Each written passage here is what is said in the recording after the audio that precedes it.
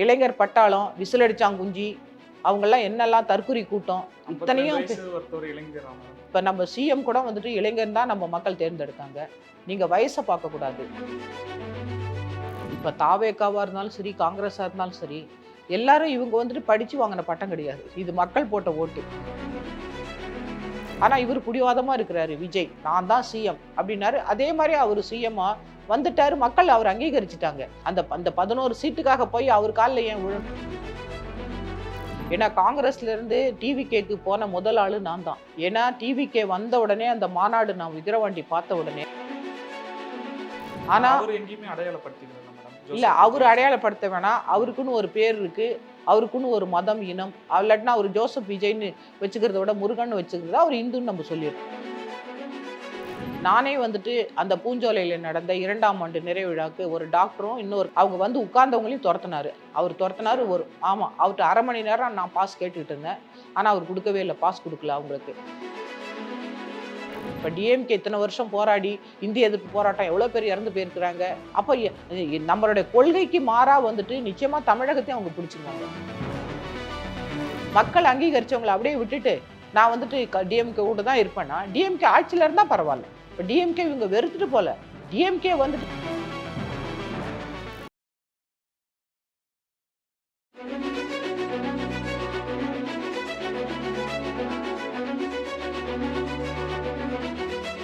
IBN Tamil நேயர்களுக்கு வணக்கம். இன்றைய சிறப்பு நேர்காணலில் நம்முடன் இணைந்திருப்பவர் ஓய்வு பெற்ற ஏடிஎஸ்பி அனுஷா அவர்கள். வணக்கம் மேடம். வணக்கம் மேடம். தமிழக வெற்றி கழகம் தமிழகத்தில் ஒரு புதிய சாதனையை படைத்திருக்கிறாங்க, ஆட்சியில் அமைந்திருக்கிறாங்க முதல் தேர்தலில். ஆனால் இன்றைக்கு பெரும்பான்மை கிடைக்காம காங்கிரஸ் ஆதரவு கேட்டு இன்னைக்கு காங்கிரஸ் ஆதரவும் கொடுத்துருக்குது. நீங்கள் முதல்ல காங்கிரஸில் இருந்தீங்க, அதன் பிறகு தாவேக்காவில் ஒரு நிகழ்ச்சிகள்லாம் உங்களை பார்க்க முடிந்தது. காங்கிரஸும் தாவேக்காவும் ஒன்று இணைந்துச்சு, காங்கிரஸ் ஆதரவு கொடுத்துருக்கு. அப்போ உங்களுக்கு பயணம் செய்வதற்கு சுலபமாக இருக்கும். எப்படி மேடம் நீங்கள் இதெல்லாம் பார்க்குறீங்க? மக்கள் தீர்ப்பு, மகேசன் தீர்ப்பு. இப்போ மக்கள் வந்துட்டு என்ன முடிவு எடுக்கிறாங்களோ அதை தான் வந்து நம்ம ஏற்றுக்கொள்ளணும்.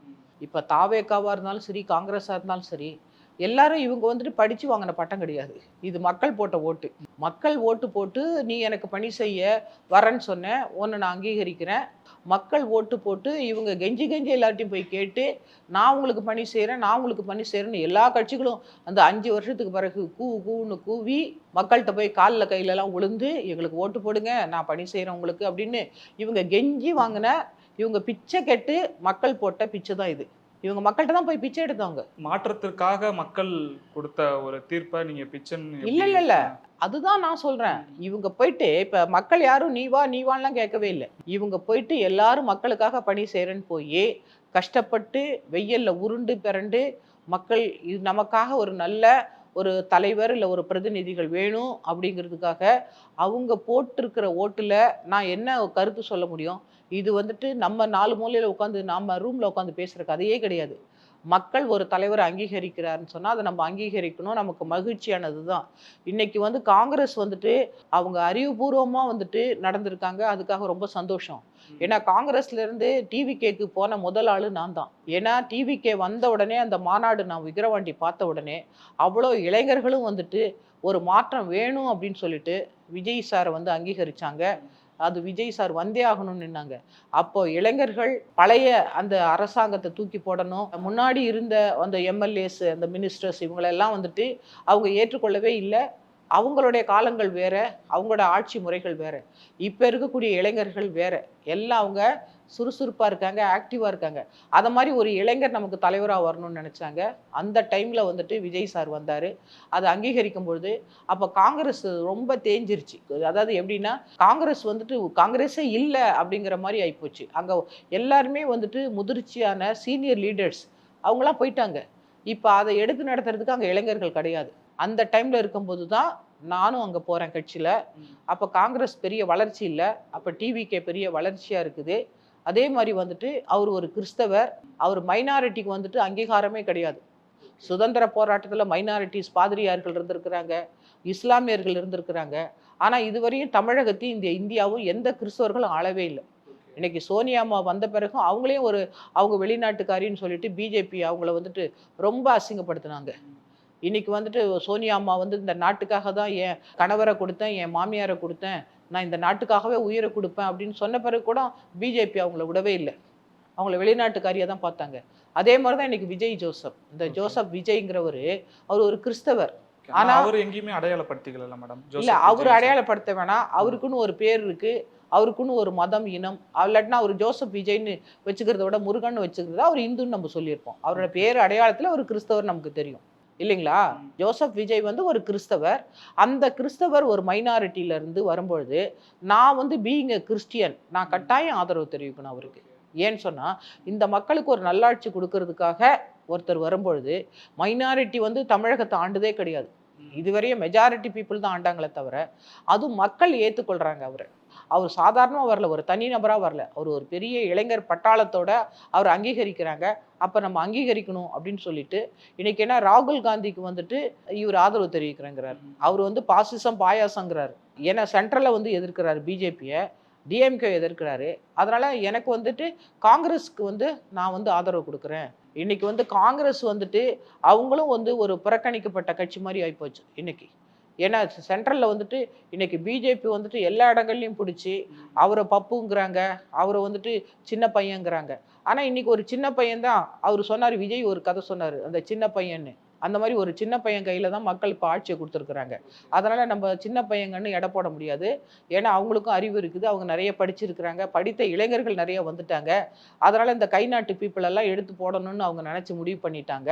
அதனால் வந்து விஜய்க்கு வந்துட்டு நானும் என்னோட மாநில செயலாளர் பதவி கொடுத்துருந்தாங்க எனக்கு காங்கிரஸில். அதையும் நான் விட்டுட்டு தான் வந்து டிவிகேக்கு போனேன்.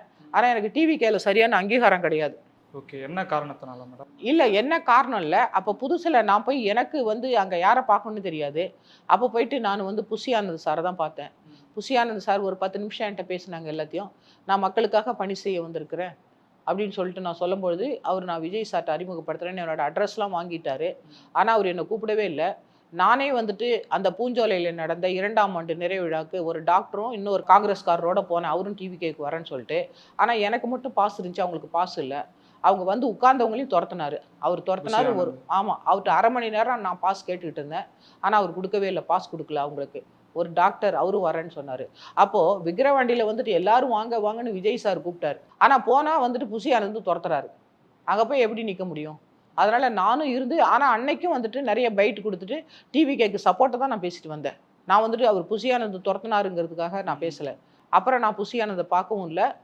அதுக்கு பிறகு ஆதவ அர்ஜுன் வந்து ஒரு புத்தக வெளியீட்டு விழாவில் எங்கள் டிஜிபி அம்மா திலகவதி அவர்களை வந்து என்னோட பெரியம்மான்னு சொல்லிட்டு அறிமுகப்படுத்தினார். அப்போ ஆதவ அர்ஜுனா ஓஹோ எங்கள் போலீஸ் குடும்பத்தில் எங்கள் டிஜிபியோட தங்கச்சி பையன் அப்படின்னு நினச்சி அவர்கிட்ட நான் காண்டாக்ட் பண்ணிவிட்டு அவர்கிட்ட போய் பேசினேன். ஒரு 15 நிமிஷம் கிட்ட பேசினேன். அம்மா சொல்லி அவர் வந்துட்டு அப்போ அவள் வந்து சேரவே இல்லை, அவர் கட்சியில் அவர் சேரவே இல்லை. ஆமாம், அப்போ விசிகாவில் இருந்தார். வாங்க சார் இளைஞர்கள்லாம் வராங்கன்னு சொல்லிட்டு அவருக்கும் நான் உற்சாகத்தை கொடுத்தேன். அப்போது வந்து அவர் வந்த பிறகும் நான் மறுபடியும் அவரை போய் பார்க்கறதுக்காக பல முறை நான் ட்ரை பண்ணேன். ஆனால் வந்துட்டு அவரை பார்க்க முடியல. காரணம் அவர் வந்துட்டு நிறைய டெல்லியில் இருந்தார். அதுக்கு பிறகு அந்த 41 பேர் இறந்து அவங்க ரொம்ப அந்த டைமில் ரொம்ப கஷ்டத்தோட அவங்க டெல்லிக்கும் சிபிஐ கேசஸ் அப்படி அலையும் போது நான் மறுபடியும் அவங்கள பார்க்க வந்து ட்ரை பண்ணவே இல்லை. அதனால் நான் அதை சைலண்ட்டாக விட்டுட்டு நான் இதை மாதிரி உங்களை மாதிரி மீடியாஸ்க்கு மட்டும் நான் விஜய்க்கு சப்போர்ட்டாக பேசிகிட்டே இருந்தேன். இன்றைக்கி வந்து விஜய் சார் வந்துட்டு நல்ல பெரும்பான்மையில் வந்து ஜெயிச்சிருக்கிறாரு, ஆட்சி அமைக்க போகிறாரு. ஆனால் அந்த 108 சீட்டை வச்சுட்டு அவர் பெரும்பான்மை காட்ட முடியாது. அதனால் அவர் வந்து கரெக்டாக தான் இருக்கிறாரு. ஏன்னா அவர் என்னென்னா நான் வந்து பிஜேபி எதிர்க்கிறேன், இங்கே டிஎம்கே எதிர்க்கிறேன், எனக்கு ஆதரவு கொடுங்கன்னு தான் கேட்குறாரு.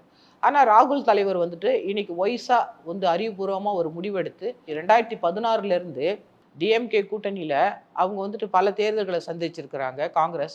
ஆனாலும் இன்னைக்கு வந்து பிஜேபி உள்ளே வரக்கூடாது அப்படிங்கிறதுக்காக அவங்க டிஎம்கேவை விட்டுட்டு இன்னைக்கு வந்து விஜய்க்கு வந்து சப்போர்ட் கொடுத்துருக்குறாங்க. டிவிகேக்கு வந்து நாங்கள் ஆதரவு தெரிவிக்கிறோன்னு சொல்லிட்டு வந்திருக்காங்க இந்த எம்எல்ஏஸோட. இன்னும் எனக்கு அது ரொம்ப மகிழ்ச்சி. ஏன்னு சொன்னால் இது ஏன் அறிவுபூர்வமாக எடுத்தாங்களே, ஏன்னா நான் அந்த கொள்கையோடு இருப்பேன். கொள்கை தான். இப்போ வந்து முதலமைச்சர் வந்து மு.க. ஸ்டாலின் ஐயாவுடைய கட்சி தான் விஜய். ஏன்னா விஜய் வந்துட்டு ஒரு சைக்கிளில் அந்த கட்சி கொடியோட அந்த கலரில் தான் வந்து ஒரு சைக்கிளில் ஓட்டு போட்டார். அன்னைக்கு அவர் மட்டும் ஓட்டு போடலை, அவரோட ஃபேன்ஸ் அத்தனை பேரும் டிஎம்கேக்கு தான் ஓட்டு போட்டிருப்பாங்க. அவர் டிஎம்கேக்கார் தான். அவர் என்றைக்கும் வந்துட்டு அவர் ஒரு மைனாரிட்டி, அவர் ஒரு டிஎம்கேக்காரரு, அவர் பாசிசத்தை எய்த்தவர் தான். அதனால உங்களுக்கு வந்து இப்ப டிஎம்கே நான் எதிர்க்கிறேன்னு சொன்னோடனே அவரை நம்ம வந்துட்டு கோச்சிக்க கூடாது. ஏன்னா யாரையாச்சும் எதிர்த்து தான் ஒருத்தர் வந்துட்டு ஆட்சிக்கு வரணும். அப்படி எதிர்த்து தான் பேசணும். உங்களோட ஆட்சி அது சரியில்லை. ஆரம்பத்திலே அவங்க கூட்டணின்ற மாதிரி போயிருக்கலாம்ல. அப்ப தாவேகா காங்கிரஸ் ஒரு அந்த தேர்தல் நேரத்துல கூட்டணி அமைப்பதற்கான சாத்தியக்கூறுகள் இல்ல. இருந்தது. ஏன்னா நிறைய பேர் விரும்புனாங்க. ஆனா அத இல்ல. அதாவது காங்கிரஸ் வந்துட்டு ஒரு பெரிய மாபெரும் தேசிய கட்சி. அதே மாதிரி வந்து இன்னைக்கு 60-50 வருடத்துங்களுக்கு மேல வந்துட்டு ஆண்ட கட்சி ஏடிஎம்கே டிஎம்கே இரண்டுமே மிகப்பெரிய கட்சிங்க. இந்த கட்சியை விட்டுட்டு விஜயை நம்பி வந்துட்டு காங்கிரஸ் போச்சுன்னு சொன்னா நிச்சயமா விஜய் எவ்வளவு ஓட்டு இருக்கும் என்னமோ தெரியாது, அசஸ் பண்ணவே முடியாது. வாக்கு சதவீதத்தை பார்த்து வரும்போது அது ஒரு சந்தர்ப்பவாதமா இல்லையா? இன்னைக்கு சந்தர்ப்பவாதம் நம்ம சொல்லவே முடியாது.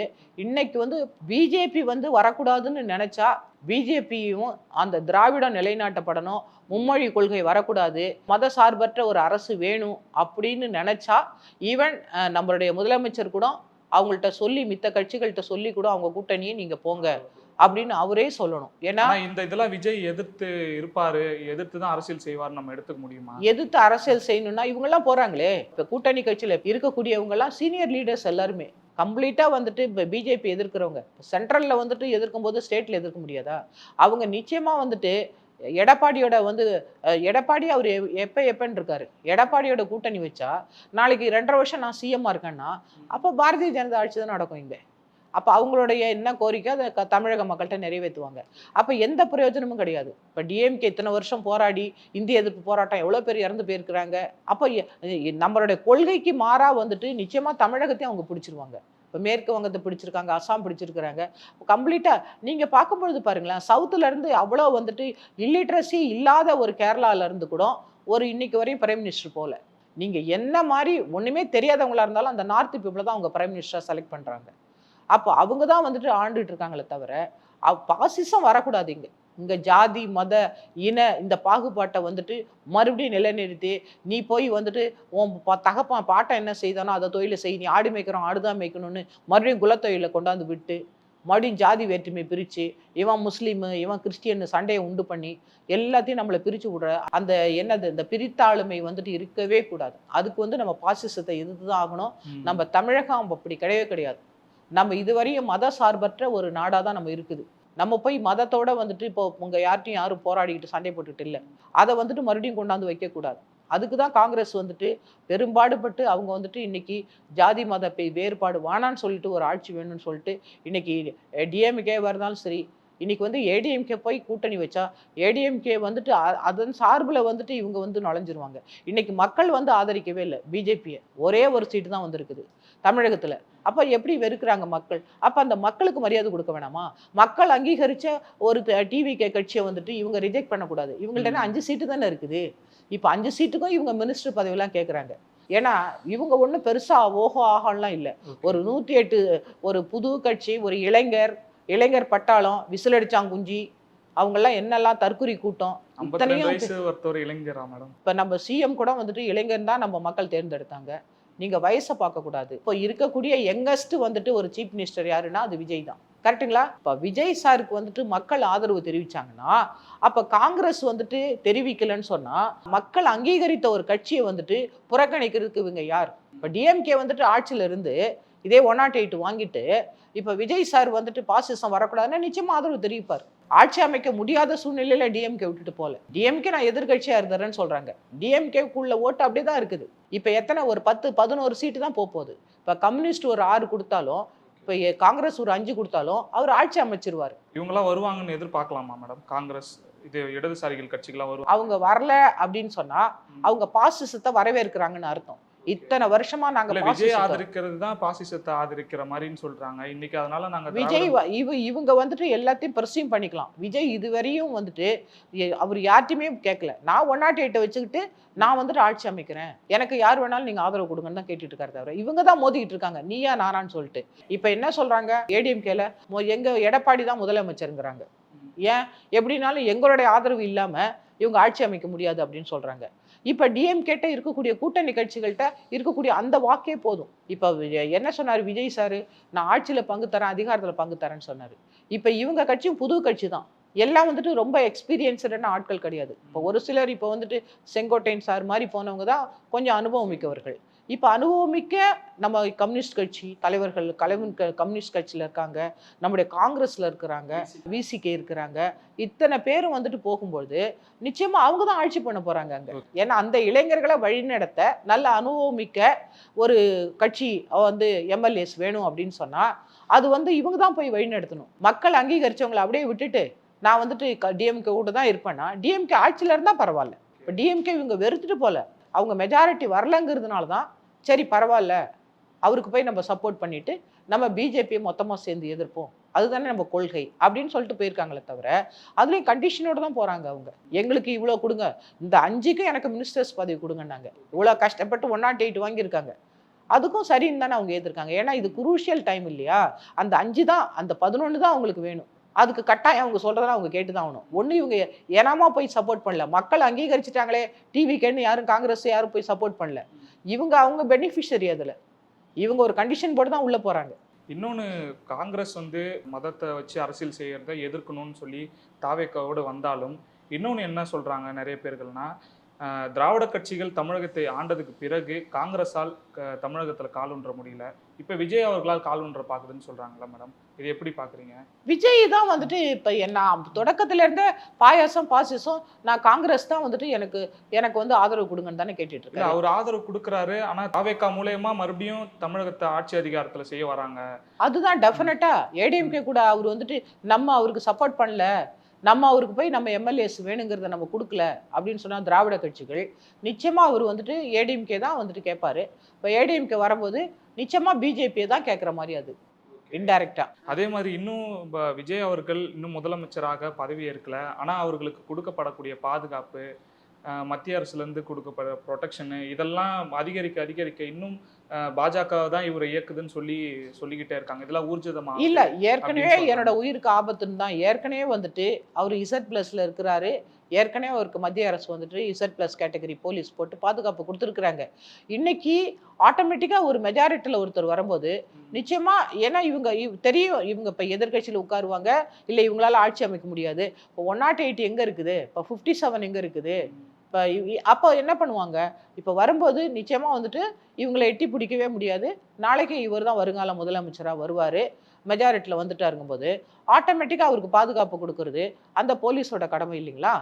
அதனால அந்த பாதுகாப்பு கொடுக்க தான் செய்வாங்க. அப்போ நம்ம இதை எதையும் பொருட்படுத்தி இப்போ ஒப்பிட்டு பார்க்கக்கூடாதுன்னு சொல்ல ஒப்பிட்டு நம்ம தான் மக்கள் அங்கீகரித்த இந்த டிவிகேவை இந்த திராவிட கட்சிகள் எதையும் பாகுபாடு இல்லாமல் விஜய் வந்துட்டு ஒரு பாசிசம் நம்ம தான் சொல்கிறோம்.